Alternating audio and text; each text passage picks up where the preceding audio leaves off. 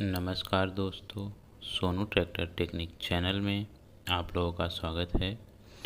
तो फ्रेंड्स, मेरे गैराज पर आज मैसी का ट्रैक्टर आया हुआ है।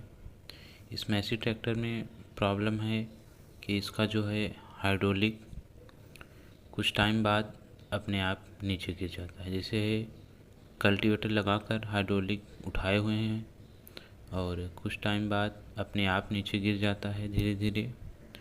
और अगर हाइड्रोलिक उठाए हैं और क्लच जैसे ही दबाते हैं तुरंत हाइड्रोलिक नीचे गिर जाता है। इसमें दो प्रकार का समस्या है, इसी वजह से यह ट्रैक्टर मेरे गैराज पर आज आया हुआ है। तो सबसे पहले मैं इसका जो है हाइड्रोलिक टापा ऊपर से खोलूँगा और इसे खोलने के बाद इसके अंदर हाइड्रोलिक के जो ड्रम सिलेंडर होता है उसी के रबड़ उसमें लगा होता है, वो रबड़ जो कट जाता है जब घिस जाता है तो उसी की वजह से ऐसा प्रॉब्लम ट्रैक्टर में हाइड्रोलिक वाला आता है। तो सबसे पहले हम लोग ये ऊपर से हाइड्रोलिक खोलेंगे।